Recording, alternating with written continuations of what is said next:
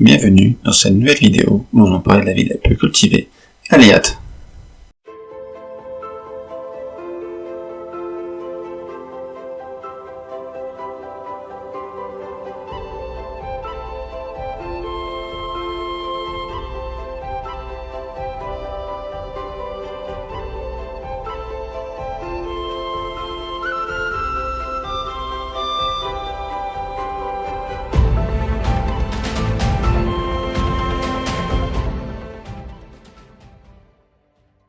Cette ville se situe à l'ouest de l'île principale, sur la petite île du nom de Karati.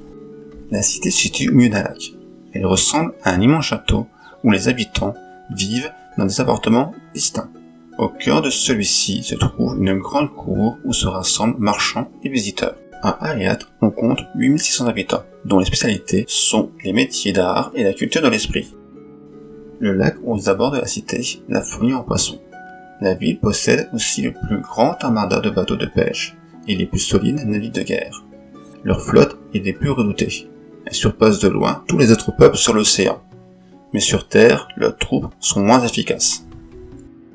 Elle est dirigée par Erilalot, un dragon de 3 mètres de haut avec des écailles humides et luisantes. C'est un brillant orateur et un dragon raffiné.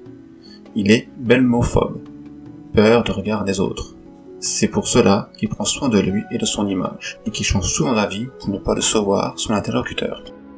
Le dieu protecteur de la cité est Apazax, dieu de l'eau, de la sagesse et de la mer. Pour lui rendre hommage aux artisités, se déroule la fête des arts. Les rues sont alors envahies de nombreux artistes partageant leur travail aux visiteurs. Les habitants adorent le lapin aux truffes, un plat très recherché et très raffiné. Les truffes ne se trouvent pas sur le territoire de la cité, elles sont donc très rares. La ville est basée sur la magie de l'eau.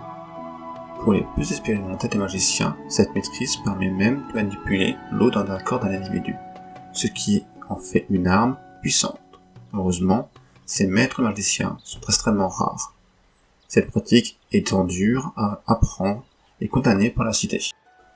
Sur la place de la cité, on peut y trouver un grand musée de l'histoire de l'île et de sa culture artistique.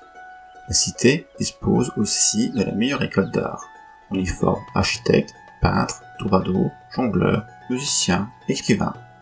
Ces derniers fournissent la bibliothèque d'Aliat en nombreux ouvrages historiques, romans et poèmes.